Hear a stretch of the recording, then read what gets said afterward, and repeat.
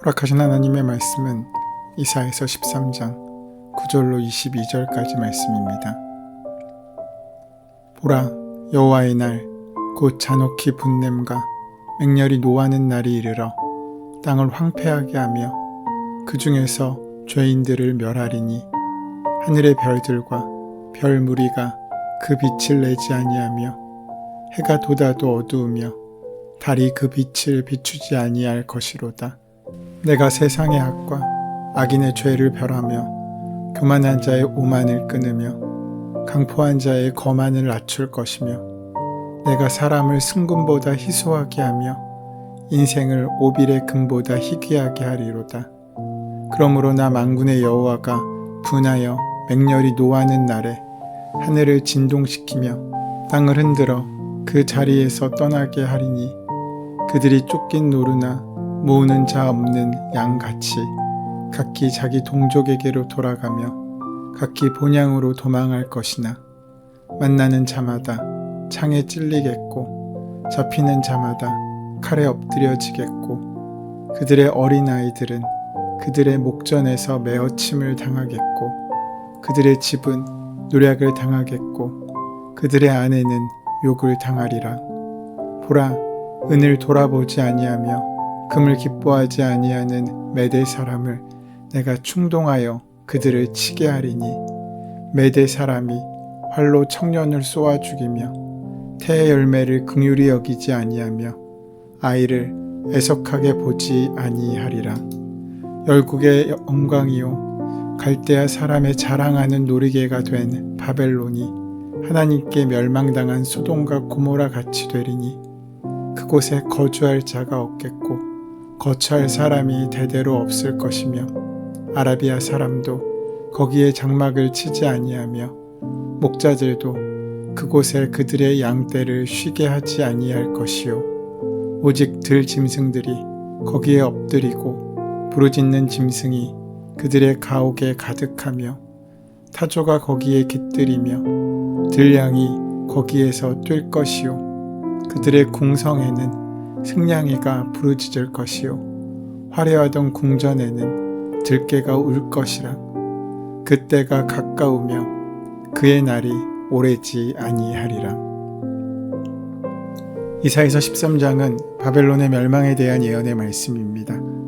이사야가 이 문제를 다루었을 때 유다 백성들은 이 이야기가 자기들과는 상관없는 다른 이야기처럼 느껴져 귀를 기울이지 않았을 것입니다. 그 이유는 자신들은 바벨론이 아니고 또 그 말씀도 하나님의 능력이라고 믿지 못했기 때문입니다. 우리도 자신이 당면한 문제에 대해 말씀에만 귀를 기울이는 습성이 있습니다. 하지만 하나님께서는 나의 미래에 대해, 우리나라의 미래에 대해 미리 예언하실 수 없는 분이십니까? 또한 예언은 아닐지라도 오늘 묵상하는 이 말씀이 나의 미래에 나를 살찌우고 나를 살리는 말씀이 될 수도 있는 것입니다. 그러하기에 내게 허락하시는 모든 말씀에 우리는 귀 기울여 그 말씀의 의미가 무엇인지 하나님의 뜻이 무엇인지를 살필 수 있어야 합니다. 이사야가 이 말씀을 예언하던 그 당시 바벨론은 존재하기는 하였지만 아직 강대국인 아수르에 가려져 있어서 그 진가가 드러나지 못하고 있던 상황이었습니다. 그러나 성경이 유다를 멸망시킨 바벨론을 상징적으로 사단의 나라로 보는 것을 주목할 때 여기서 전개되는 예언은 1차적으로 바벨론 제국 그 자체, 궁극적으로는 사단의 나라에 대한 하나님의 심판의 말씀임을 우리는 기억할 수 있어야 합니다. 바벨론은 세상의 악과 죄로 충만하여 교만하고 오만하며 강포하고 거만했습니다. 바벨론은 장차 열국의 영광으로 일컬어질 만큼 큰 제국을 이룰 것이고 갈대아 사람들의 자랑하는 놀이개이지만 결국 소돔과 고모라처럼 하나님의 심판을 받아 흔적도 없이 사라지게 될 것입니다. 많은 사람이 살던 제국에 아무도 살지 않는 날이 올 것이라는 것입니다. 하나님은 심판을 행하시기 위해서 민둥산 위에 기치를 세우시고 용사와 군대를 모으십니다. 그들은 다 하나님을 위하여 거룩히 구별된 백성이고 하나님의 위엄을 기뻐하는 자들입니다. 큰 소리를 내며 모인 용사들은 하나님의 진노의 병기입니다. 하나님의 나라와 사단에게 속한 세상 나라 사이에 전쟁이 벌어지게 될 것임을 본문은 말하고 있습니다. 그러나 승패는 이미 결정되어 있습니다. 하나님의 맹렬한 분노 앞에서 바벨론으로 상징되는 세상 나라는 결국 멸망하고 말 것입니다. 그들의 결국은 비참할 수밖에 없습니다. 하나님께서는 바벨론을 심판하기 위해서 또 하나의 세력을 준비시키시는데 그것은 메대 제국입니다. 메대는 인종학적으로 이란계에 속한 페르시아와 함께 바사 메대 제국을 이루고 있었습니다. 그 하나님의 심판의 날은 반드시 옵니다. 그날이 바로 심판의 날이고 하나님의 정의가 드러나는 날입니다. 먼저는 바벨론이 그 심판을 당하게 되었고 궁극적으로는 온 세상이 하나님의 심판 아래 놓이게 됩니다. 그리스도를 믿지 않는 자는 심판을 받게 될 것입니다. 유다 백성들에게는 이 심판의 메시지가 하나님의 선지자들을 통해서 항상 들려졌습니다. 백성들이 들었든지 듣지 않았든지 하나님께서는 그 메시지대로 그들을 심판하시게 될 것입니다. 오늘 본문인 9절로 22절까지의 말씀은 하나님의 심판이 이루어질 때 그 참상이 어떠할지에 대해서 구체적으로 보여주고 있습니다. 본문은 먼저 하나님께서 심판의 날에 바벨론 땅을 황폐화시키신다고 말씀하고 있습니다. 그때에는 하늘의 해와 달과 별이 빛을 발하지 못하게 될 것이라고 합니다. 하늘이 어두워진다라는 말씀의 의미는 하나님께서 은총을 거두어 가신다는 의미이기도 하고 바벨론 사람들이 태양신을 비롯하여 하늘에 있는 별들을 숭배하여 기도하였는데 그것들이 아무런 힘도 도움도 되지 못할 것이라는 것을 의미하기도 합니다. 바벨론뿐만 아니라 고대 세계에서 하늘의 해와 달, 별 등의 천체는 인간의 숭배의 대상이 되었습니다. 그 하늘이 인간의 기륭화복을 주관했고 운명을 좌우한다고 굳게 믿었습니다. 하나님께서는 그런 미신적인 신앙에 일침을 가하고 있으신 것입니다.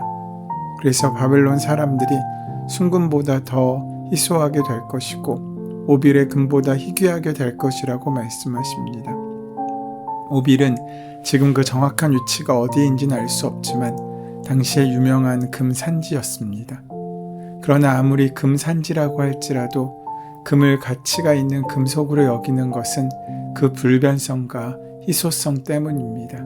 만일 세상의 모든 금이 돌로 바뀌고 모든 돌이 금이 된다면 사람들은 금 대신에 돌을 더 가치 있는 것으로 여기고 그것을 모으기에 혈안이 될 것입니다. 그들은 하나님의 은혜와 능력이 무엇인지 그 참된 가치를 알지 못하였던 것입니다. 바벨론 사람들이 이렇게 하나님께 징계를 당하는 것은 결국 그들의 교만함 때문이었습니다. 성경에서 교만을 그렇게 하나님께서 싫어하시는 것은 인간이 피조물됨을 망각하게 만들고 하나님의 자리를 차지하려고 하기 때문입니다. 11절 말씀에 보면 내가 세상의 악과 악인의 죄를 벌하며 교만한 자의 오만을 끊으며 강포한 자의 거만을 낮출 것이며 라고 말씀하고 있습니다. 내가 만일 악인처럼 산다면 오만하게 행동하고 강포한 인생이라면 하나님께서 벌하시고 그 오만을 끊어내시며 낮추실 것입니다. 교만은 세상에 범죄하는 다른 차원의 더 심각한 범죄입니다. 만약에 자녀가 공부를 못하고 어디 가서 사고만 치고 다닌다고 하면 그것도 문제입니다. 하지만 만약에 그가 스스로 아버지나 어머니의 위치에 오르고자 작정하여서 그 권위에 도전한다면 그것은 질적으로 다른 차원의 범죄일 것입니다. 전 과목에 낙제를 해서 유급을 한다고 해도 심지어 0점을 받아도 부모는 자녀를 품어줄 수 있습니다. 그러나 자식이 스스로 부모님의 위치에 올라 그 권위가 자기의 것이라고 착각하는 것은 결코 용납할 수 없는 것입니다.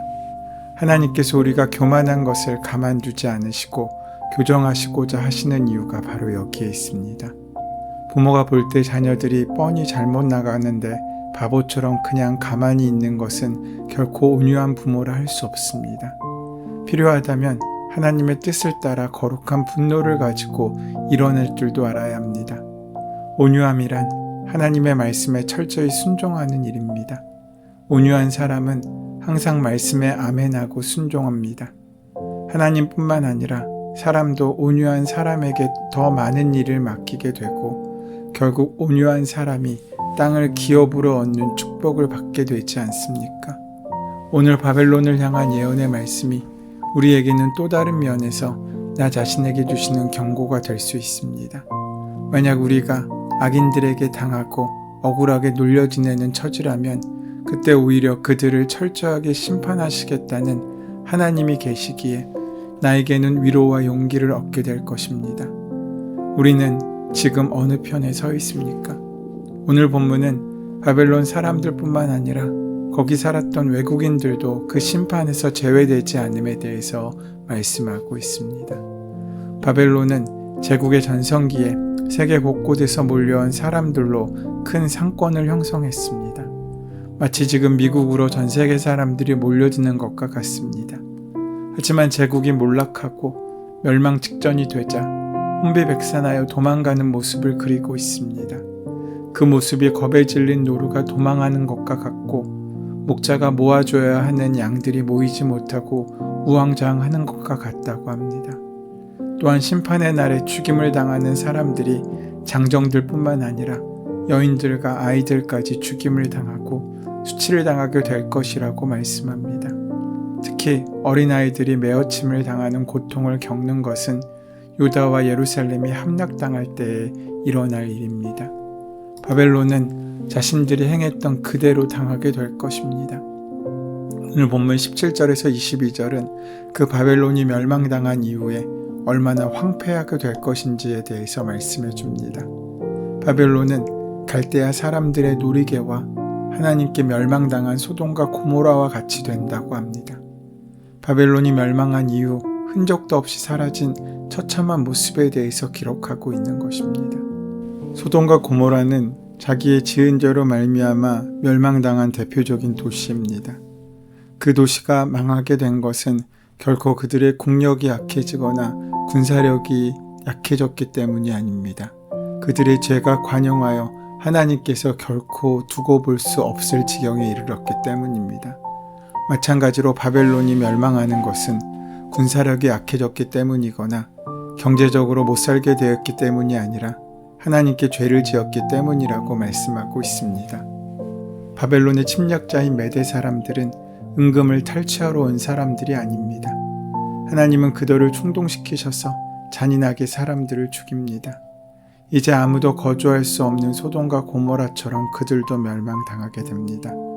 양떼조차 거할 수 없는 곳으로 변하여 그 자랑스럽던 바벨론은 이제 흔적도 없이 사라지게 될 것입니다.